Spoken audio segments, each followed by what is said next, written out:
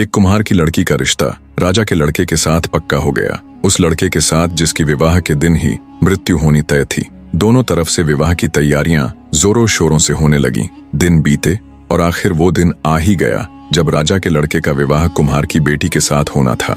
विवाह से ठीक पहले राजा ने नम आंखों से अपने बेटे की होने वाली पत्नी यानी कुम्हार की बेटी को अपने बेटे के संबंध में शुरू से लेकर आखिर तक सारी बातें बता दी कि कैसे उसने 12 साल तक एक संत महात्मा जी की सेवा करके अपने बेटे वीरध्वज को पाया था और आज सिद्ध महात्मा जी के कहे अनुसार उसके बेटे की जिंदगी का आखिरी दिन है। सारी दास्तान बता। राजा बोला, सुनो बेटी, अब मेरे पुत्र की जिंदगी तुम्हारे हाथ में है। कैसे भी करके अगर आज आधी रात तक तुम इसकी मृत्यु को टाल दोगी तो फिर नया दिन शुरू हो जाएगा और वीरध्वज के ऊपर आई ये मृत्यु रूपी भारी विपदा टल जाएगी। राजा की पूरी बात सुन कुम्हार की बेटी, जिसका नाम शौर्यवती था, को एक बार तो धक्का लगा, पर फिर एक अदम्य साहस के साथ वो राजा से बोली, आप चिंता मत कीजिए महाराज, मेरे जीते जी मैं आपके बेटे को कुछ नहीं होने दूंगी। शौर्यवती की बात सुन और उसका आत्मविश्वास देख राजा को बहुत तसल्ली मिली। शाम का समय हो चला था। शुभ मुहूर्त के समय पंडित ने विवाह हेतु शौर्यवती और वीरध्वज को शादी के मंडप में बुला लिया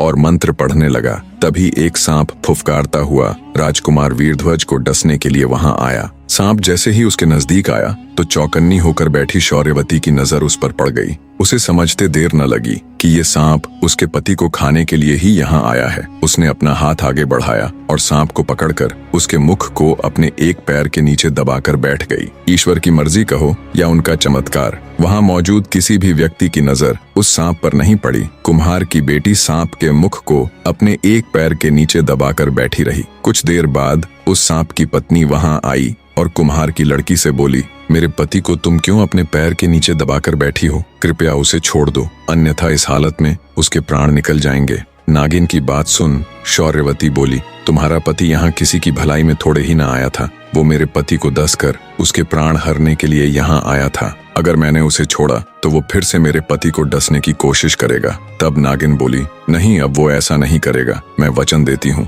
तुम्हारे छोड़ते ही मैं अपने पति को यहाँ से लेकर चली जाऊंगी। पर तुम्हारे पति की मृत्यु तो आज निश्चित है, ऐसे नहीं तो किसी और रूप में सही। नागिन के वचन भरने पर शौर्यवती ने सांप के मुख के ऊपर से अपना पैर हटाकर उसे आजाद कर दिया। नागिन अपने वचन अनुसार बिना किसी को कोई हानि पहुंचाए अपने नाग के साथ चुपचाप वहां से चली गई। कुम्हार की लड़की नागिन की चेतावनी से और अधिक सजग होकर बैठ गई। कुछ देर में शौर्यवती और वीरध्वज का विवाह ठीक से संपन्न हो गया। रात का पहला पहर शुरू हो चुका था। शौर्यवती ने महल के आंगन के बिल्कुल बीचों बीच राजा के लड़के का पलंग डलवाकर उसे उसके ऊपर सुला दिया।